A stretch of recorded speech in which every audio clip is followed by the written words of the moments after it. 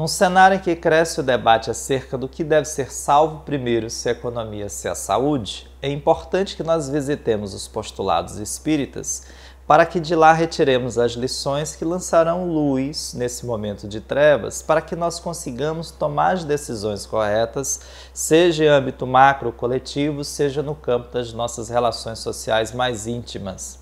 É sobre esse tema que nós trataremos no episódio de hoje.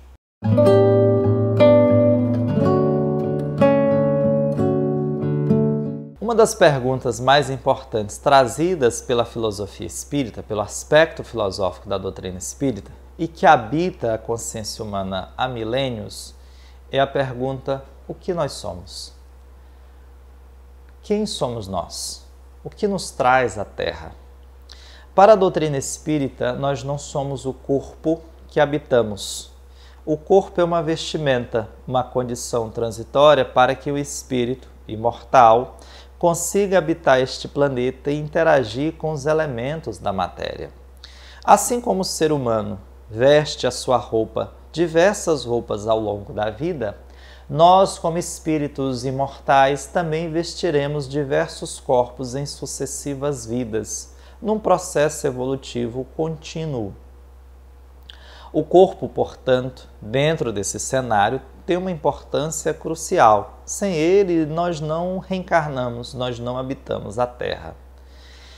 É claro também que o corpo é uma máquina divina, que tem um funcionamento espetacular, em tudo traduzindo o cuidado que a providência divina deixou para que nós conseguíssemos aqui plenamente viver e exercer as nossas habilidades, as nossas capacidades. O corpo, nesse processo, porém, ele é instrumento, ele é meio, ele não é o fim. E é claro que nesse processo nós devemos ter cuidado com ele, nós devemos protegê-lo, nós devemos conservá-lo, nós devemos amá-lo, claro, porque sem ele não há vida, a gente não consegue permanecer na Terra. Isso é até óbvio sob certo aspecto. Então há necessidade de cuidado com o corpo.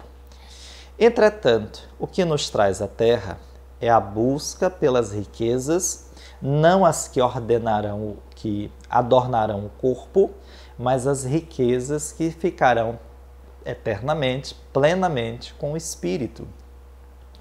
Essas riquezas, claro, elas não são de natureza material, porque nós não carregamos para o plano espiritual nada que resulte de riqueza na matéria. Nós só conseguimos levar para o pós-vida aquelas riquezas que, como está escrito no Evangelho de nosso Senhor Jesus Cristo, os ladrões não roubam, as traças não corroem, são as virtudes que nos acompanham para o pós-morte. É a busca por essas virtudes e a superação das nossas deficiências e a potencialização de nossas virtudes o nosso grande objetivo aqui na Terra, a grande missão que aqui nos traz. Se atravessamos um contexto de pandemia, em que nós temos que adotar determinadas providências no sentido de enfrentamento, é importante que nós ouçamos a ciência. Veja que o ouvir a ciência foi uma preocupação que o próprio Kardec teve, a ponto de afirmar que se em certo aspecto a doutrina espírita dissesse A e a ciência dissesse B, o Kardec teve a prudência, a maturidade de dizer que neste ponto há um equívoco da doutrina espírita, melhor que sigamos com a ciência. A ciência nos dias atuais, de um modo geral, praticamente uníssona, afirma que o isolamento social é a principal e mais importante estratégia conhecida para o combate à epidemia, resulta até de uma perspectiva bastante óbvia. Se a transmissão do vírus se dá pelo contato pessoal físico, ainda que não direto, mas próximo, o isolamento nesse momento ajuda a retardar a cadeia de contágio, dando um certo fôlego para que o sistema de saúde se programe e, sob certo aspecto, pode até gerar o próprio isolamento do vírus, como alguns países já alcançaram, e dessa forma ser um instrumento de preservação de vidas e de salvaguarda da saúde. É claro que nessa perspectiva a doutrina espírita precisa obedecer, precisa seguir aquilo que a ciência prega. Porque se essa é a ferramenta que nós temos, a preocupação primeira é com a manutenção da vida e da saúde. Jean, mas como ficará a economia? Ela se rearranjará, não há dúvida. O regime que nós temos é um regime pautado pela lógica de acumulação e muito radicado na perspectiva do egoísmo.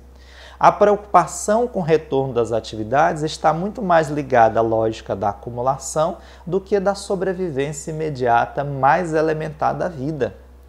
Perceba que nós já produzimos no planeta Terra muito mais alimentos do que a humanidade necessita. Nós já temos muito mais medicamentos do que efetivamente utilizamos. E por que que mesmo assim ainda há tantos sem alimento e tantos sem medicamentos? Porque nós estamos pautados por uma lógica de acumulação e de egoísmo. Numa sociedade cristã, ninguém pode ficar sem um alimento, sem um medicamento, sem as condições básicas para a sobrevivência. Isso é tão interessante que Kardec já tinha essa preocupação na segunda metade do século XIX e ele pergunta para os espíritos superiores: se o trabalho é aquele elemento que permite a sobrevivência humana na Terra, porque é dele que nós tiramos os bens materiais com os quais nós nutrimos e mantemos o corpo, como fazer com aqueles que, pelas próprias condições orgânicas, não podem trabalhar? Isso a gente está vendo nesse momento. Essa pergunta é muito oportuna nos dias atuais, porque com o isolamento social, muita gente que tinha renda a partir da circulação de pessoas fica impedida de circular, fica impedida de trabalhar e precisa, claro, sobreviver. E Kardec fazia essa pergunta ainda na segunda metade do século XIX, num contexto em que pouco se falava sobre proteção social. E ali os espíritos já diziam, os espíritos superiores diziam: quem deve cuidar de prover aquele que não pode pelo trabalho se sustentar é sua família. Na ausência da família, a sociedade deve assumir esse papel.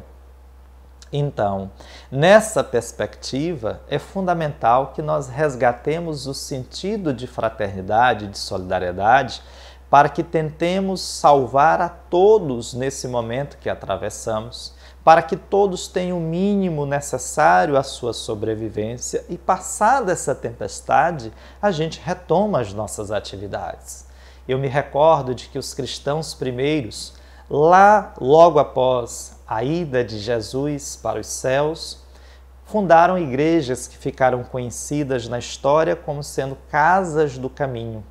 Aquelas casas dedicadas à proteção social, ao medicamento, à salvaguarda da vida e da saúde.